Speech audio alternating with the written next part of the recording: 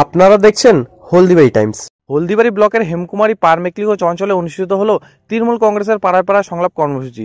রবিবার এই কর্মসূচির নেতৃত্ব দেন কোচবিহার জেলা তৃণমূল কংগ্রেসের সম্পাদিকা অঙ্কিতা অধিকারী। এদিন তিনি উক্ত এলাকাগুলিতে ঘুরে সাধারণ মানুষের সাথে কথা বলেন, শোনেন তাদের অভাব অভিযোগ, পাশাপাশি তাদের পাশে থাকার বার্তা দেন।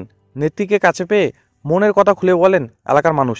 এদিনের কর্মসূচিতে উপস্থিত ছিলেন হলদিবাড়ি ব্লক তৃণমূল কংগ্রেসের সহসভাপতি মানস রায় বসুনিয়া, হলদিবাড়ি ব্লক যুব তৃণমূল কংগ্রেসের সভাপতি প্রশান্ত কুমার রায়, শহর যুব তৃণমূল কংগ্রেসের সভাপতি প্রদীপ সিনহা, জেলার যুবনেতা বাপি সেন, যুবনেতা খতিবর রহমান সহ অন্যান্যরা।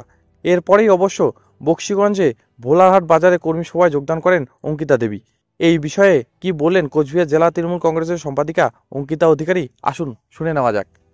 আমরা সহযোগিতার হাত বাড়িয়ে দিয়েছিলাম এবং আজকে এই হলদিবাড়ি ব্লকে হেমকুমারী অঞ্চল থেকে আমাদের পদযাত্রা শুরু হয়েছে এবং এরপরে পারমেকলিগঞ্জ এবং সবশেষে বক্সিগঞ্জে।